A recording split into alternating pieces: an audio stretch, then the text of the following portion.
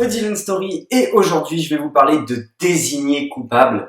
Le film de l'année, peut-être mon film de l'année, peut-être, attention, qui est sorti le 14 juillet au cinéma, mais avant de rentrer dans le vif du sujet, n'hésitez pas à liker, à partager et à vous abonner, je vous en remercie. Alors, Désigné coupable, de quoi ça parle? On va tout simplement suivre un personnage, une avocate plutôt, je dirais, qui va être jouée par Jodie Foster, qui est l'actrice du fameux, de l'exceptionnel même, je dirais, film Le silence des agneaux, voilà, de l'époque, et qui va jouer une avocate qui va défendre soi-disant quelqu'un qui aurait été l'un des grands organisateurs, l'un d'une tête pensante du 11 septembre, celui qui aurait justement recruté ces pirates de l'air, qui va être lui joué par Tahar Rahim, et elle va choisir de le défendre. Tahar Rahim, qui est pour moi l'un des meilleurs acteurs français, tout simplement.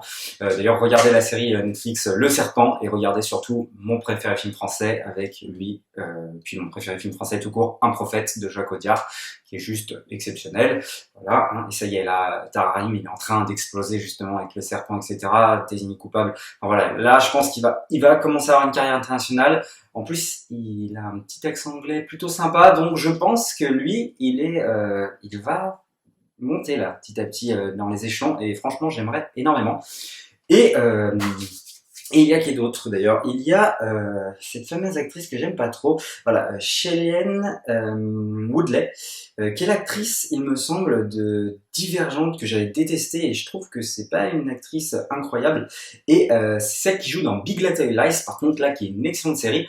Mais encore une fois, c'est elle l'actrice un petit peu principale de cette série, enfin en tout cas l'intrigue qu'on suit de la saison 1, en tout cas j'ai pas vu la saison 2. C'est une série que j'adore énormément, mais elle, ouais, son jeu d'acteur, bof quoi. Et là encore une fois, c'est pas elle qui crève l'écran. Et il y a aussi Benedict Cumberbatch, qui lui par contre pour le coup est aussi un excellent acteur, déjà confirmé. Benedict Cumberbatch, que vous pouvez voir notamment dans la série Sherlock, qui est une excellente série de BBC, une série anglaise que je vous invite absolument à aller voir. Et je vous ai pas dit qui était derrière la réalisation, c'est Kevin MacDonald, qui a fait McDonald d'ailleurs, putain, c'est assez marrant ça, qui a fait pas mal de documentaires. Il a travaillé notamment d'ailleurs sur Pelé, dont j'ai parlé sur Netflix. C'est pas lui le réal, mais il a travaillé dessus. Il a fait Marley, qui est un excellent docu aussi, et il avait fait Le Dernier Roi d'Écosse, qui est un excellent film. Pour le coup, voilà. Donc c'est un réalisateur quand même assez talentueux. Voilà, il a des assez bonnes notes spectateurs, de ce que je vois. Le documentaire sur Whitney a l'air vraiment pas mal. Voilà, bon, c'est un réalisateur quand même, je pense, à suivre, voilà, et à découvrir pour ceux qui ne le connaîtraient pas. Et du coup, il va y avoir plusieurs dynamiques sur ce film qui vont se détacher, je trouve, très très vite, et qui vont être assez intéressantes. Il va y avoir déjà ce personnage de Jodie Foster, elle qui va vouloir défendre justement soi-disant terroriste, et elle a l'habitude justement de défendre des pédophiles, etc. Enfin, en tout cas, c'est ce qu'on comprend sur elle. Elle a l'habitude de défendre des personnes qui ne sont techniquement pas défendables pour certains. Et elle, son message, ça va être tout le monde a le droit à une défense légitime, et surtout si on est enfermé contre son gré, etc., si on n'a pas eu le droit à un procès avant, et tout le monde a le droit à un procès, justement. Et c'est un petit peu son message derrière, et ça va être tout, justement, le caractère de ce personnage, et ça va être vraiment intéressant. On va avoir ensuite Tahar Rahim, qui, lui, pour le coup, va jouer quelqu'un où on va douter. Le doute va exister de savoir si, est-ce que, oui ou non, c'est l'organisateur, l'un des organisateurs de ce fameux attentat. Et on va quand même se poser cette question un long moment dans le film, jusqu'à la réponse, je ne dirai pas évidemment, mais c'est quand même extrêmement bien traité. Le personnage de Benedict Cumberbatch va être aussi assez intéressant, puisque ça va être lui qui va être le chef d'accusation, je crois qu'on dit comme ça, donc qui va être contre le personnage de Tahar Rahim, parce que lui, il a perdu justement un de ses compatriotes, un des gars qu'il connaissait, qui était un pilote d'avion justement, d'un de ces fameux avions qui s'est écrasé dans la tour. Et donc il va être choisi pour monter le dossier et aller l'attaquer en justice. Et justement, là où ça va être complexe, c'est à quel point le personnage, enfin, son personnage est intéressant dans le sens où est-ce que, malgré le fait, s'il trouve rien face à lui, est-ce qu'il va continuer de l'accuser ou non? Alors, il y a tout un truc comme ça, enfin, en gros, est-ce que il y a un petit peu le côté dans le sens où il ne le laisse aucune place au doute, Benedict Cumberbatch. Voilà, c'est plutôt ça. Benedict Cumberbatch ne laisse aucune place au doute. Pour lui, c'est lui qui a fait ça, c'est lui, c'est normal qu'il soit accusé, etc. Et ça, c'est plutôt intéressant aussi. Et il va y avoir des scènes extrêmement dures et extrêmement bien, surtout réalisées, puisque le film, je trouve ça vraiment, vraiment très malin de la part du réalisateur. Il va tout simplement, pour les scènes du passé, nous tourner ça en 4 tiers, donc en 1,33. Et du coup, c'est comme Justice League de Zack Snyder, pour ceux qui auraient vu. Donc ça va faire l'image va être carrée un peu, et du coup, donc les scènes de passé, c'est ce qu'écrit à son avocat, parce qu'il peut pas parler comme ça, parce qu'il a peur d'être écouté, le personnage de Tararim, et du coup, il écrit tout ce qui s'est passé à cette fameuse avocate, et donc on va avoir des scènes de flashback à travers ses écritures.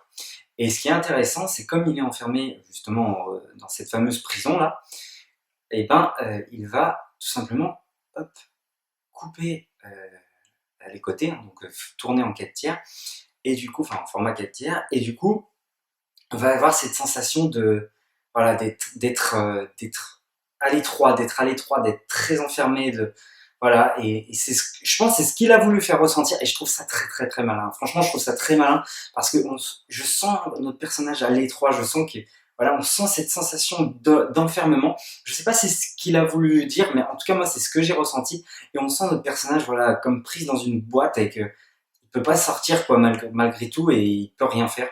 Et là, ce qui va être intéressant, c'est partir dans une partie spoiler par rapport à ces scènes-là, qui va être très très intéressante. La musique aussi va être intéressante à un moment donné, justement, notamment. Et, euh, et voilà. Et c'est un film d'une intelligence assez exceptionnelle. D'ailleurs, c'est tiré d'un livre, mais ça, enfin, faudrait que je parte dans une partie spoiler, sauf pour ceux qui connaissent le livre, mais voilà, c'est tiré d'un livre. Et putain, le livre, c'est pareil, je vais avoir envie de le dévorer, je pense, parce que ça a l'air d'être assez exceptionnel. Et voilà, donc ça va jouer sur des thématiques différentes comme ça. Et c'est pareil, du coup, il y a un truc d'aujourd'hui, c'est-à-dire que la défense de Tararim, les dossiers qu'ils vont avoir, la plupart des dossiers vont être surlignés au marqueur, donc la plupart des dossiers vont être censurés, alors que Benedict Cumberbatch, l'attaque, lui, va recevoir des dossiers qui ne sont pas, surlignés, etc., ne sont pas marqués. Et du coup, forcément, tu te dis, mais c'est pas possible, quoi. Enfin, c'est scandaleux. Enfin, voilà. Il y a pas mal de thématiques comme ça. Avant de rentrer dans la partie spoiler, je vous le dis, je lui mets 4 sur 5 et encore ça pourrait se rapprocher du 4,5. Franchement, c'est un film vraiment, vraiment exceptionnel et j'ai failli chialer. Et putain, c'est en 2 ans, c'est les films de procès comme ça qui me font chialer à chaque fois. Alors, j'ai pas chialé, mais l'année dernière, j'avais mis dans mon top, c'est La Voix de la Justice avec, comment il s'appelle, merde. J'ai perdu son nom, Michael B. Jordan, pardon. Et du coup, voilà. Du coup, là, je trouve ça très intelligent. Je vais partir dans la partie spoiler. On va apprendre que Tararim est innocent au final, et on va l'apprendre par le biais de scènes, mais extrêmement, je trouve, moi, choquantes. Et par le biais, justement, ce que j'adore, c'est qu'il le torture, enfin, ce que j'adore, attention, c'est très très dur comme scène, donc ça va durer un moment. Et le montage va faire en sorte que parfois ça revient sur les yeux, enfin en tout cas sur le visage de Jodie Foster et sur le visage de Benedict Cumberbatch qui sont complètement choqués. Jodie Foster va en pleurer tellement, enfin voilà, ce qu'elle lit, les tortures qu'elle est en train de lire sont abusées, et on comprend qu'en fait ce personnage d'Aram va avouer ce qu'il a fait, pas parce qu'il l'a fait, mais parce que il n'a plus le choix, puisqu'il peut plus endurer les tortures qu'on le fait subir. Et ça va, mais de tout et n'importe quoi, hein, torture sexuelle, torture par la noyade, torture par la musique, par l'insomnie, puisqu'il ne peut plus dormir, il est enfermé dans une salle. D'ailleurs, là, par contre, aussi, au niveau de la luminosité. C'est extrêmement bien géré, les lumières. Il va être enfermé dans une boîte avec du heavy metal, hein, oui, la musique des démons, hein, on va le dire. Voilà, j'en ai rien à foutre. C'est de la merde et je vais me prendre des dislikes à mort, mais je m'en fous. Et, et du coup, il va avoir ça dans les oreilles à longueur de temps. Enfin, c'est ignoble pour lui, le gars, quoi. Du heavy metal tout le temps, dans le noir. Il peut pas s'allonger aussi. Il est maintenu debout. On le fout de l'eau et tout. Et ce qui est ouf aussi dans tout ça, c'est qu'en fait, il n'a pas eu de procès pour être enfermé dans cette prison. C'est-à-dire que il y a plusieurs personnes qui ont été pris et qu'ils ont été emmenés directement et enfermés tant de temps sans avoir de jugement finalement, alors qu'ils auraient dû être relâchés sans preuve, et du coup non, ils ne sont pas relâchés et c'est assez horrible. Et du coup il y a tout un montage machin qui va durer un petit moment quand même, hein, faut le dire, et qui est vraiment horrible, je trouve. Et t'es dévasté par le personnage et tu comprends que qu'il a rien fait finalement. Et quand tu vois les vidéos de fin de ce mec, tu te dis mais c'est incroyable, comment on peut ne pas avoir la haine envers un pays après ça, envers une institution, enfin je ne comprends pas. Et le gars, bah, si la religion, enfin tu sens que la religion apporte quelque chose de bienveillant à ce personnage, justement dans le sens où il pardonne. Le gars est prêt à pardonner ce qu'il a subi alors qu'il n'a rien fait.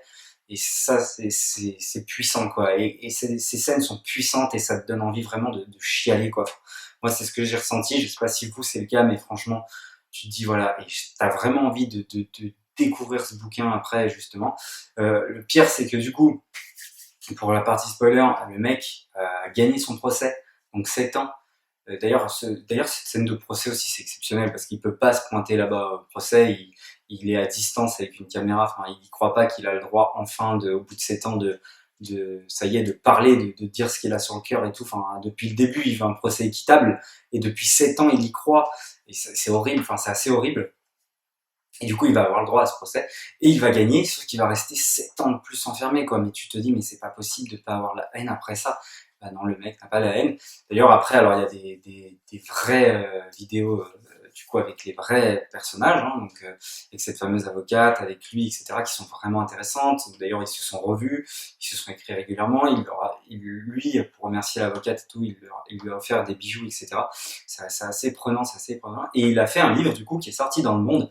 Et ce qui est fou, c'est que son livre, je crois en Suède notamment, il montre, et ben, tout comme ces dossiers CIA et tout, ont été surlignés. Donc son livre est parfois censuré. C'est un truc de dingue quand même. Je sais pas si en France il y a de la censure sur son livre, mais en tout cas voilà, ça donne envie de voir.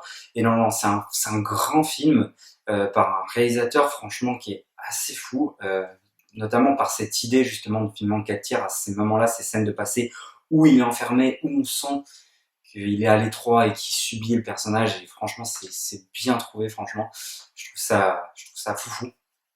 Et donc voilà, je trouve que c'est un film assez exceptionnel. Voilà, moi je vous invite vraiment à aller voir Désigné coupable. C'est vraiment bon, voilà, faut avoir faut tenir un moment donné dans le film parce que c'est dur, franchement c'est dur, c'est des scènes dures. Et putain, les films comme ça, et moi j'adore. De toute façon, dès que c'est une histoire vraie, dès que c'est un biopic, dès que c'est tiré d'une histoire vraie, dès que c'est tiré généralement de quelque chose de réel et que c'est bien retranscrit à l'écran, souvent c'est exceptionnel, souvent c'est vraiment ce qui fait moi les meilleurs films. En tout cas, c'est ce que j'adore moi, voilà. Bon, sur ce, c'est tout ce que j'avais à dire. J'ai découvert Malcolm X, hein, le 14 juillet, j'ai été voir Malcolm X et voilà, bah, justement en parlant de biopic, 3h22, c'est ma plus grande claque que j'ai jamais pris à part Le Seigneur des Anneaux. Mais sinon, c'est... Ah là là, je me suis pris une baffe dans la tête. C'était exceptionnel. J'ai jamais vu ça. Le gars n'a été sélectionné que pour Denzel Washington qui n'a même pas eu l'Oscar et pour les costumes. Non mais vous avez même pas sélectionné ce film. Non mais c'est incroyable. J'ai jamais vu un biopic c'est captivant quoi. C'est incroyable. Enfin bref, allez voir des films, regardez des films et allez voir Désigné coupable avant qu'ils partent parce que bon là ça se bouscule et ça reste pas longtemps les films. Surtout les films comme ça. qui ne sont pas blockbusters, entre guillemets, restent moins longtemps que les autres, malheureusement. Allez voir Désigné coupable, c'est une grosse claque. Et puis nous, évidemment, on se dit à la prochaine pour une prochaine histoire.